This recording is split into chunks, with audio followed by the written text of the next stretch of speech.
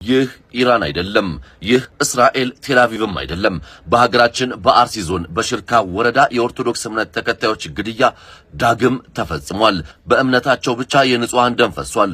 ብዙሃኑ ከቤት ንብረታቸው ተፈናቅለዋል። ሕፃናት፣ ወጣት፣ አዛውንቱ የኦርቶዶክስ እምነት ተከታይ በመሆናቸው ብቻ እየተሳደዱ እየተገደሉ ይገኛሉ። እውነት ይህ ለሀገራችን ደረስንበት ላልነው ደረጃ ላለንበትም ዘመን የማይመጥን በመሆኑ የሚመለከተው አካል አስቸኳይ እርምጃ እንዲወስድ እንጠይቃለን። ሀገር ማለት ወጥ ቀለም አይደለችም።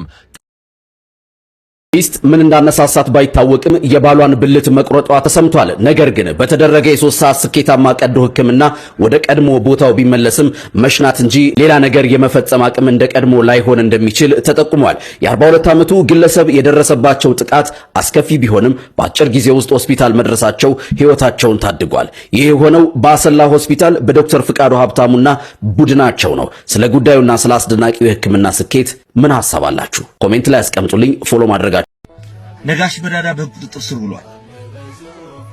ሀገራችሁን የምትወዱ ሃይማኖታችሁን የምታከብሩ እውነትን የምትፈልጉ ሰዎች ይህን ቪዲዮ ሼር፣ ኮፒ ሊንክ አድርጉ። እንትና ነበር ነጋሽ በዳዳ በቁጥጥር ስር የዋለው። እስካሁንም ግን ለፍርድ አላቀረቡትም። ይህ ወንድማችን ሀገር ወዳድ ነው። ለሃይማኖቱ ብዙ ዋጋ የከፈለ ነው። ሌባና ቀማኛን እያሳደደ እውነትን ያስመሰከረ ጀግና ወንድማችን ነው። በእውነት አንዳች ነገር አይገኝበትም። ዘር፣ ሃይማኖት፣ ፖለቲካ ምንም ውስጥ የለበትም። እሱ አንድና አንድ ነው መፈክሩ፣ እውነትና ፍቅር ብቻ። ሁሉም ሰው ለዚህ ጀግና ወንድም ድምጽ ሊሆን ይገባል። ፍትህ ለወንድማችን ነጋሽ በዳዳ። የሚናፍቁት ልጆች አሉት፣ የሚራሩ እናት አሉት።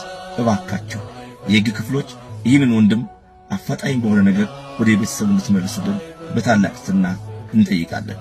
ፍትህ ለነጋሽ በዳዳ። ዜናውን ሰምቼ ፈለኩት፣ ከሾላ ላይ ሆኜ አየሁት። ካንተ ጋር ነኝ አለ መድኃኒቴ፣ ዛሬስ መዳን ሆነልኝ ለቤቴ።